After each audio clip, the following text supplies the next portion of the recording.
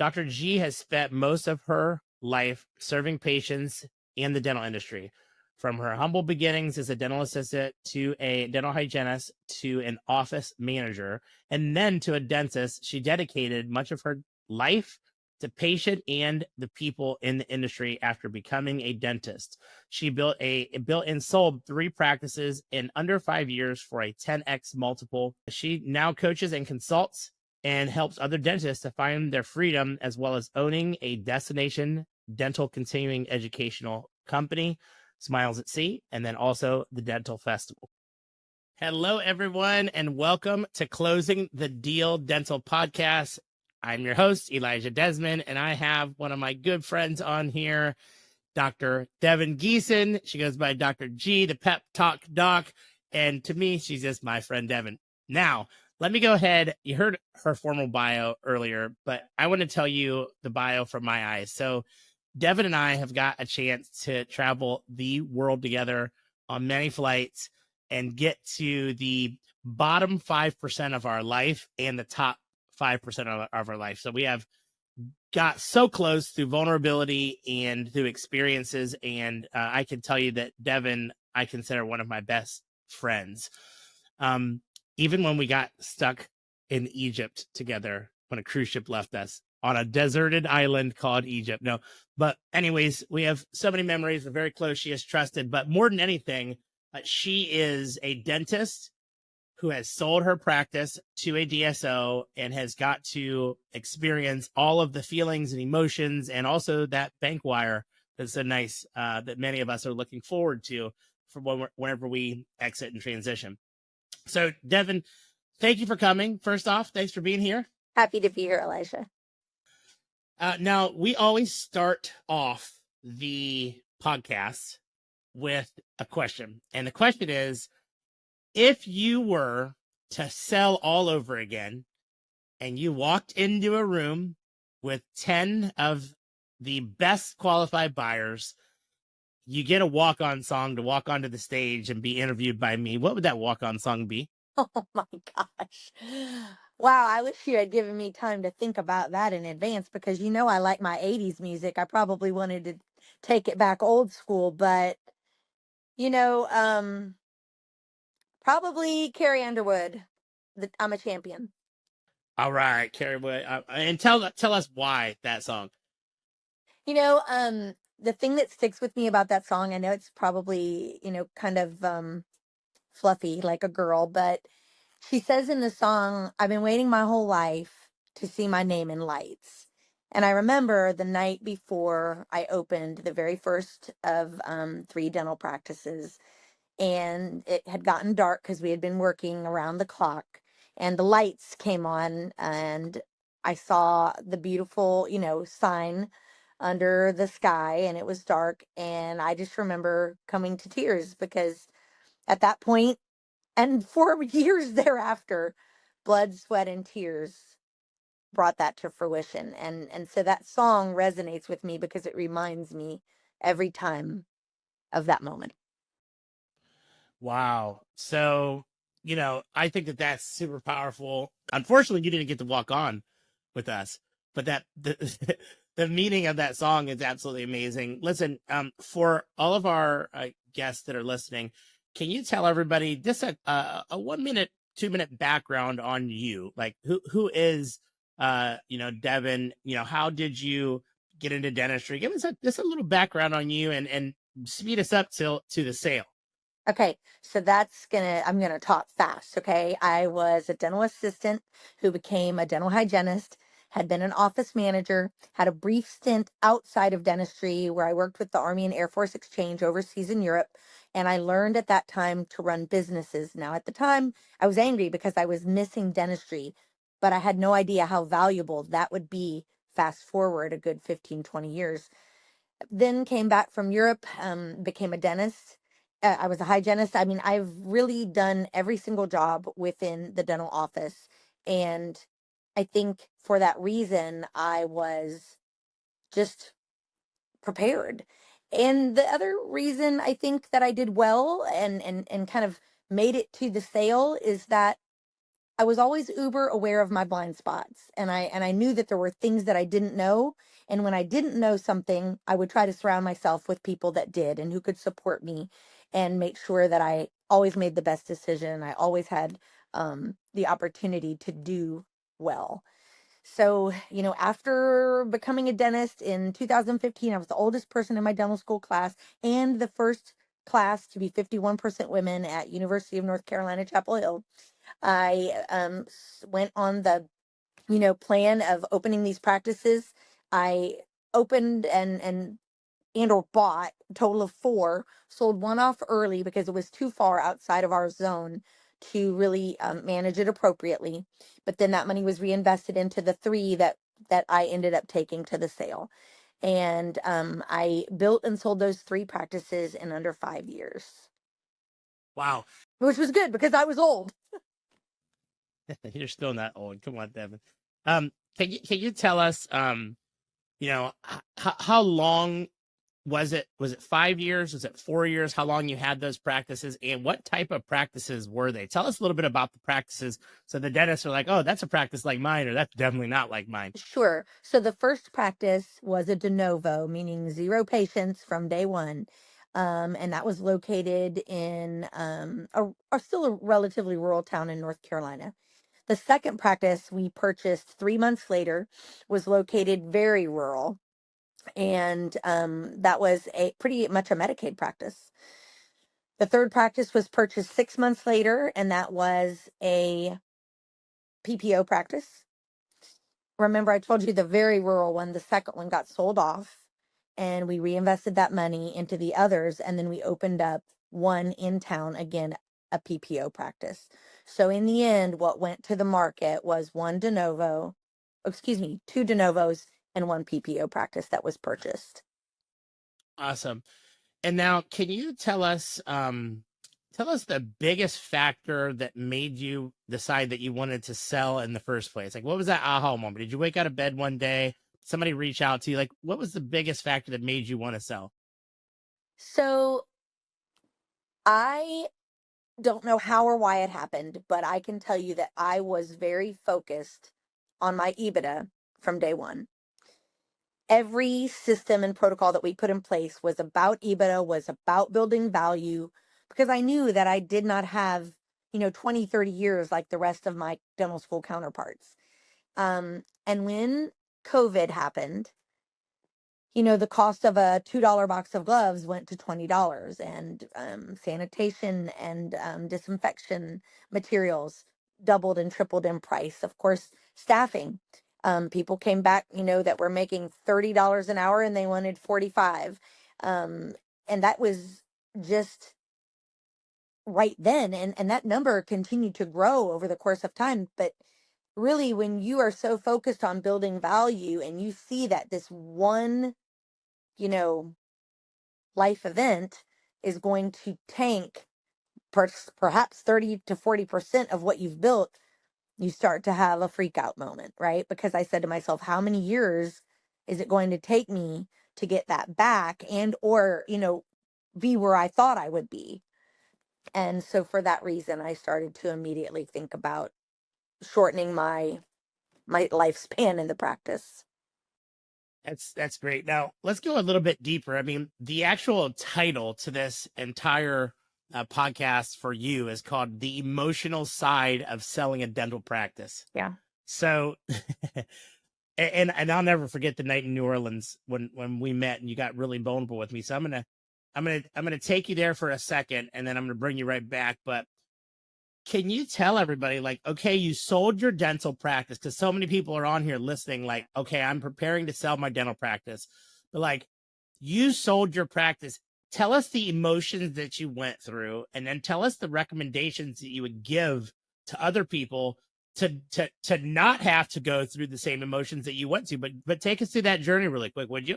Ooh, okay, so I can tell you that after sacrificing nearly everything, my time, my relationships, my health, everything for those three businesses, I was up at 5 a.m., sending emails and texts from the tub, and I'd be up at midnight sending emails and texts from the tub. And the tub is where I had my solace. I was like, please let this warm water protect me. But the reality is nothing can protect you. You are immersed in the daily grind. And yeah, there's a little bit of, pun there, but pun intended. That being said, when I sold those practices and realized that I no longer had any power to help my patients or my team that had helped me grow those practices, it was a lot like having had broken up with a boyfriend or a husband, a partner. Even though there was no partner, it was just the practices. It was a lot like just at that time somebody said to me, Elijah, they said, "Who are you?" And if you asked me that question today, I'd say, well, I'm a mom, I'm a good friend, I'm a DG, which means I'm a grandma. I'm all these things, but at the time the only thing I could say was I'm a dentist. And I felt like my entire identity had become those practices. I mean, dentistry is what I do, but it had become who I am. And so I took it really hard. After, feeling like I had climbed a mountain, and by society's metrics, I had made it. By dentistry's metrics, I had made it. But the reality is it was one of the darkest times of my life because I felt like I had no purpose. I felt like I had no control. And I felt like I was longing a relationship that had unfortunately passed. Now, you said how to correct that? Let me dig in first before you tell me how to correct that or what would you recommend. So this making me understand that. So I remember, I mean, I'm literally, I walk into the bar that you and I met in New Orleans, and I remember the music being loud and saying like, "Can you say that again?" And essentially, what you said is that people asked me even when I was practicing, like, "What do you do for a living?" or "Tell me about you." And you felt empty as before you sold. You said, I'm just a dentist, right? I mean, those are your words. And then you said, then all of a sudden, when you sold your entire empire, you just felt like you were completely lost. Like you were just a dentist, but you're a dentist that didn't even have a business. So like, take us through those emotions. Like I know that you fought hard to get away from them, but I'm going to bring you back really quick. Just like, why just a dentist? Did you feel like you had more to offer the world, that you wanted to do more things? Did you feel like, what made you say those words? At the time, no, I had no idea what I had left in me. I had told myself that, it was going to be great. I was going to be on some sandbar out here in the intercoastal, drinking pina coladas every day and just, living my life. It was going to be wonderful. But the first day you wake up and you have nowhere to go, nothing to do, no responsibilities other than just regular life responsibilities, which you had before, by the way, and you completely ignored because you had to keep this practice. Like all three of my cars didn't have a tag on them. I could have been pulled over and like thrown in jail because I just didn't have time to do basic things. But the first day you wake up like that, and then it happens the next day and the next day and the next day, you just feel, I mean, you said it best. And I know that came from me, lost. Like, what am I supposed to do now? Is this the end? Is this I mean, I kind of felt like, is this where dentists go to die? Because I felt like what is left at this point? And it took some time. In fact, I remember the phone call where I spoke to you and told you like, hey, I'm not in a good place. I don't know what to do. I don't know what, I just couldn't think. I couldn't even put words together, but I know you didn't need my words. You saw my face and you sent me to somebody who could help me gather my perception of myself, I guess. And it took almost a year to come back from that loss, that feeling of emptiness, that pain, that sorrow, that feeling of being lost. Yes. And so let me just make sure everybody else understands. Like, so you were jamming with 3 practices. You were also practicing dentistry as well. And then you talk about like a sudden wake up, like, what am I going to do? But I believe you were still practicing during that time. You probably just had the weight of the world lifted from you because you're not running the businesses anymore. So even though you were still practicing, right? I think you were still practicing, or did you stop I practicing? was still practicing, just like 6 hours a day, three days a week. But the difference was the autonomy to take care of patients and take care of my team wasn't there any longer. And you'd like to believe that, the autonomy is something that everybody has, but the reality is it's not. When something didn't go well, I treated my patients the way that I would want to be treated. And different business models don't see things the same way. And that's just the basics of it. Um, and when people that worked alongside me for years, bringing these practices to fruition and making them the success that they were, are being, harassed or treated inequitably, unfairly, it makes it really tough to, want to get out of bed and go somewhere every day. When you can just affect no change whatsoever. Understood. So let's dive in for a second, Devin, now, and first, let's talk about the emotion that you had to go through personally. And I'm going to tell you what, a lot of people, like, they coach, um, they coach others because they're the expert, but they haven't been through it themselves, right? They haven't actually been to the bottom. They haven't went through the emotions, but yet they're coaching people out of it. And I feel that there's like no better person to talk to than somebody that actually went through it themselves. So, if we could just take a couple minutes, and if you could just tell the people that are listening, like, if you had to do it all over again, or what would you do? How do you get yourself not in that emotional place that you were at? How do you prepare yourself for such a huge life change? What would that be so they don't have to go through what you went through? I think the first thing, Elijah, is I've been called by family members a toxic positivist. I don't know if that's a real word, but toxic positivity. And that means that I just always believe in the good in people. I just always believe that when somebody tells you something, you can rely on their word. I always want to believe, in unicorns, hearts, and rainbows. And I guess that means I wear rose colored glasses. But that being said, if you are that person, knowing who you are, number one, is important. If you are that person, you have to take those rose colored glasses off. You have to know that anything that somebody promises you or says is going to happen, or, it has to be in the contract. It's just like your notes when you write your notes at the end of a visit. They say, if it's not in the note, it didn't happen. And I believe that completely about contracts at this point in life. If it's not in the contract, then there's no, discussion or concept being agreed upon in any way, shape, form, or fashion. Got it. So that's more technical for the actual, like, during the sale. Get the terms correct. But I'm going to go back further to the just a dentist comment that you had made, and I want to go back further to preparing for the emotion to no longer own your practice anymore.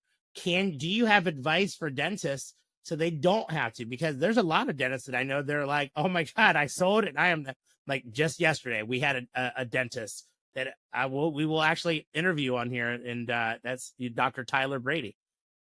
He'll be coming next, but that just closed on his practice, and he is literally cloud nine. Now let's hope that he stays there, but it wasn't that feeling of lost.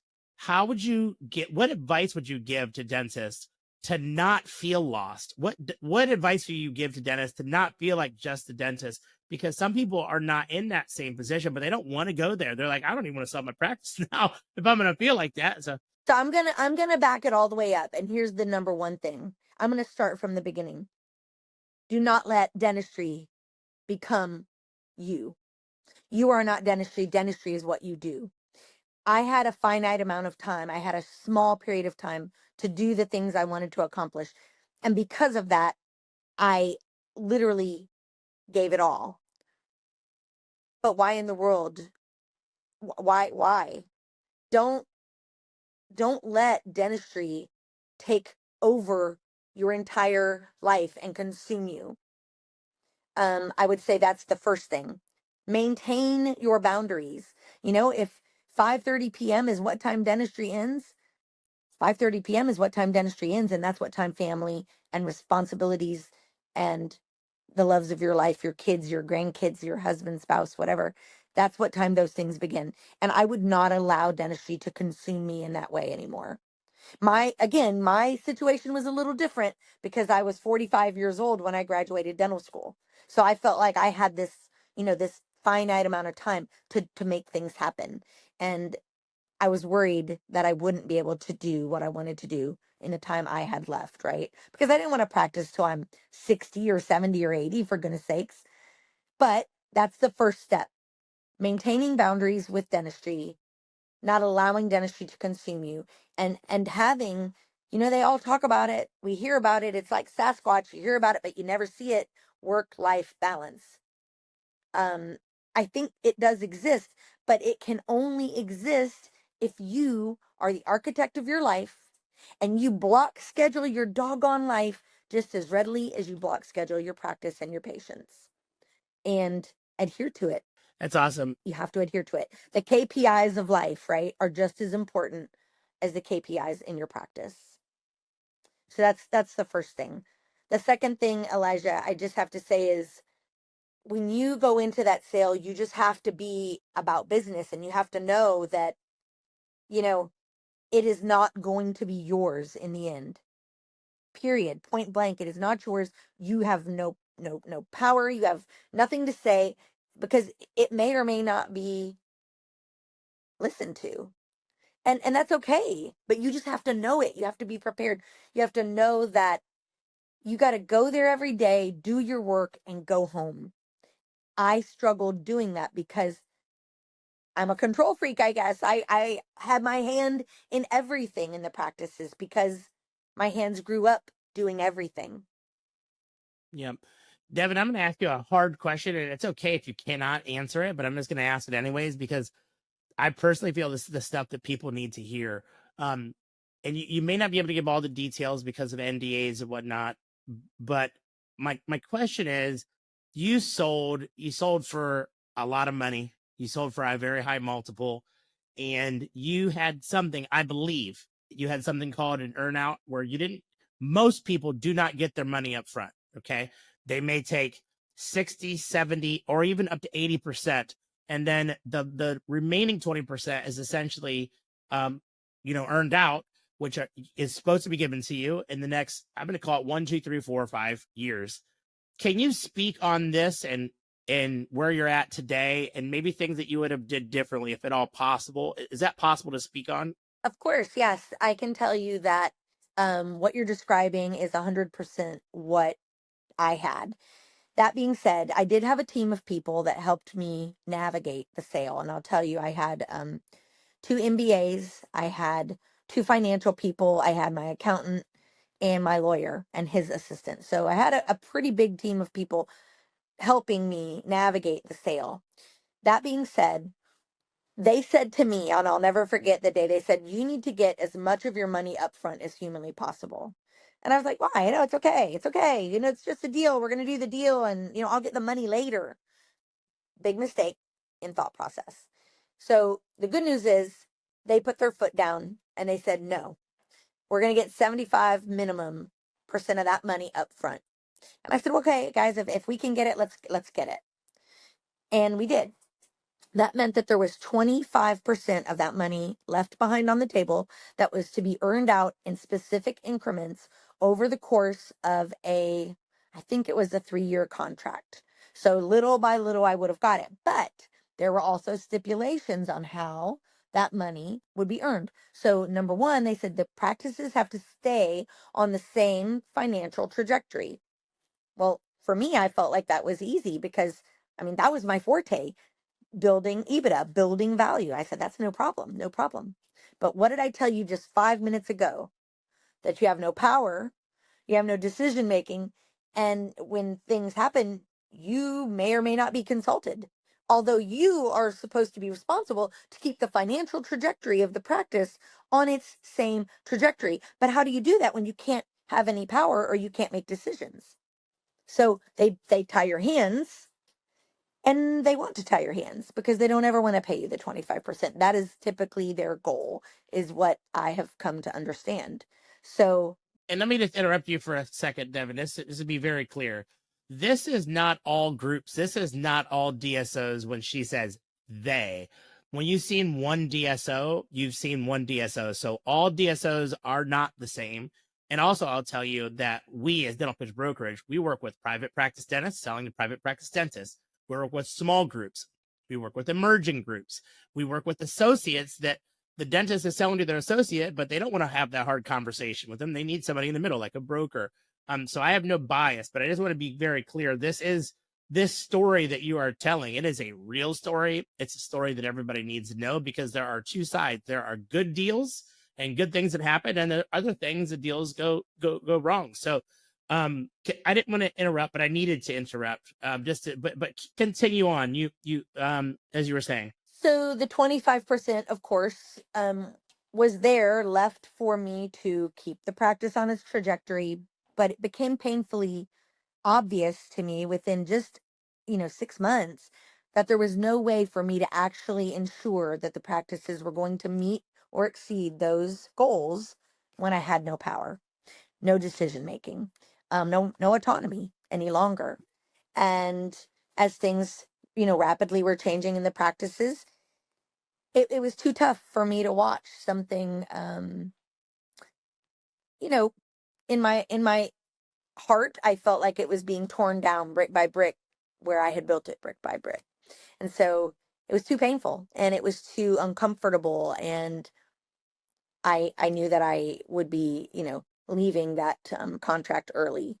And when that I left the contract early, of course, I left the 25% on the table because it was there. But in my personal opinion, I don't think it was ever going to be paid out, just because of the way things were working.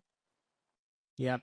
And I think it is super important for people to understand that there are two different stories to be told. There are stories like you've got from people that have had super successful exits and got the remaining part of their earnout. There are dentists, however, who that's not been the case. And in this case, it sounds like you just didn't have any control. And without, like, when you were leading the ship, it was easy for you to maintain EBITDA or even grow EBITDA. But when you don't have that leadership anymore, you can't do anything about it. What sounds like what you've seen is like, this is never going to happen in the next 3 years. So I'm just going to go ahead and head out because the writing is right on the wall. And so, look, I think it is unfortunate, but was it worth it? So you were paid a really high multiple in the first place. So was it worth it for you? The answer is yes, it was worth it, and I would still do it again. The only thing I would do differently is I would take off the rose-colored glasses. I would think constructively about protection of myself, my assets, my autonomy, and the abilities that I have to bring specific metrics or goals to fruition in the end. Those things should have been, hashed out during the contract phase. And because they weren't, it left me at a disadvantage. Okay, got it. Give me if you were to give one bit of advice to another dentist that's considering selling their practice, in conclusion, can you tell me what that advice would be? You got one thing to tell the dentist. They're thinking about selling, they're thinking about finding the right partner. What is that one mic dropping advice that you could give them? Trust your gut. I always say trust your gut. If you see the writing on the wall, well, read it. Right? If it's there, read it. And trust your gut, because the people that you surround yourself with, your team, your patients, and you just believe what's going on and what's going to happen. And if you can prepare for it, prevent it, great. But if you can't, it's time to have an emergency plan, a parachute that you can pull at the last second that will hopefully keep you safe. Absolutely. Devin, we're going to end with this very last question for you. And I think it is important. It's very it's timely and relevant. Did the sale of your practice allow you to pursue any new passions or career opportunities? 100% yes. And I have to tell you, I told you it took me a little while to know where I was navigating, right? I felt like I was navigating tumultuous seas at the moment. But the thing that I used in culture in my practices the most was destination dental continuing education. I took my team each and every year on a cruise once they had met the goals, and they never just met the goals, they always exceeded the goals. Took them on a cruise each year, and it was the time that we built this amazing relationship. We had synergy, we had passion, we were, amazing. And so when later on, after meeting you, Elijah, Smiles at Sea and the Dental Festival became an opportunity for me to jump in head first or walk the plank, either way you want to look at it sometimes. Sometimes it's both. I had this amazing opportunity and I, yes, jumped right on it. And so that's what I do now. And so, just to be clear, your current businesses are.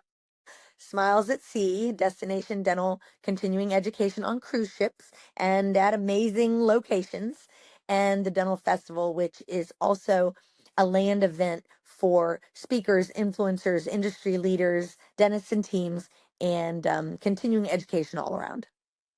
That's awesome. And Devin, I cannot tell you how excited I am for the next event that is coming up. And we actually do have education. Dental Pitch Brokerage will be there giving continuing education on preparing your practice to sell. And you're going to be speaking as well. And there's a ton of other speakers. Where is that at? What are the dates of that event and where is it headed to? So this is an amazing opportunity because it is our 10-year anniversary. The event is February 4th through the 9th in Tampa. The 4th is a full day of continuing education, OSHA, HIPAA, medical emergencies, anesthesia review, all the things you need to get your licenses renewed. And then the next day, we jump on the cruise ship and we go and do some more amazing CE with the Nash Institute out of Charlotte, North Carolina. And of course, Dental Pitch Brokerage will be there helping you recognize and understand how to build EBITDA and be prepared with the end in mind, right? When you start your practices. That was probably one of the key things I've heard recently. And I think that it was something that I did as well. So the 4th through the 9th February, Tampa, and we're on the way to Cozumel. So margaritas and CE sounds pretty good to me. Awesome. Now, if somebody wants to get a hold of you for more info on either events, or they want to get a hold of you to look at you as a coach or a mentor for their practice as they're navigating the waters too, what's the best way to get a hold of you? Absolutely. You can email me at devin@smilesatsea.com. Or, just text me. I'm a lover of a text. Elijah will tell you. My phone number is 919-625-7132. Shoot me a text. I help practices all over the nation build their profitability, build their EBITDA. And you don't have to want to sell, by the way. If you want to sell, great. I can help you be prepared to do that. And most commonly, we can put 30K of profitability on your bottom line within 90 days. So really good opportunity. But if you don't want to sell, you can just, I don't know, be that profitable. Sounds good. That's great. Well, listen, thank you all so much for joining us. Thank you, Devin, for sharing your vulnerable story and telling the world what it could be like on the other side. And to me, it sounds like you did go through some stuff, but selling was still a good decision that you wish you don't wish you wouldn't have made. You're happy you made. So I thank you. And maybe we'll see you guys next February. You can see me and Dr. G on that Smiles at Sea cruise. Take care. Bye-bye. Have a great day.